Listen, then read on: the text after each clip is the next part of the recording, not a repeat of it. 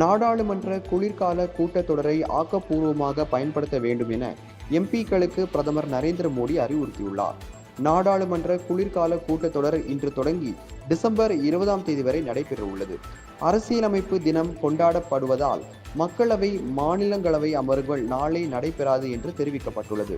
இதனிடையே டெல்லியில் இன்று செய்தியாளர்களிடம் பேசிய பிரதமர் நரேந்திர மோடி, அரசியலமைப்பு சட்டம் கொண்டுவரப்பட்டு 75 ஆண்டுகள் ஆன நிலையில் நாடாளுமன்ற குளிர்கால கூட்டத்தொடர் கூடுவது சிறப்பு வாய்ந்தது என்றார். நாடாளுமன்ற கூட்டத்தொடர் அனைத்து தரப்பு மக்களிடம் எதிர்பார்ப்பு ஏற்படுத்தியுள்ளதாகவும், இந்த நாடாளுமன்ற கூட்டத்தொடர் தங்களுக்கு முக்கியமானது என்றும் கூறினார்.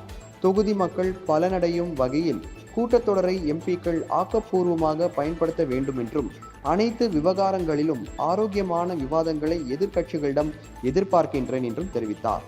மக்களால் நிராகரிக்கப்பட்டவர்கள் தான் நாடாளுமன்றத்தில் இடையூறு ஏற்படுத்துவார் என்றும், இடையூறு ஏற்படுத்தி நாடாளுமன்றத்தை தங்கள் கட்டுப்பாட்டுக்குள் கொண்டுவர சிலர் முயற்சிப்பதால் இளம் எம்பிக்களின் சேவை பாதிக்கப்படுவதாக அவர் தெரிவித்துள்ளார். மேலும் மக்களுடைய தேவைகளை ஒருபோதும் நாடாளுமன்றத்தில் காங்கிரஸ் பேசியதில்லை எனவும் அவர் அப்போது குற்றம் சாட்டினார்.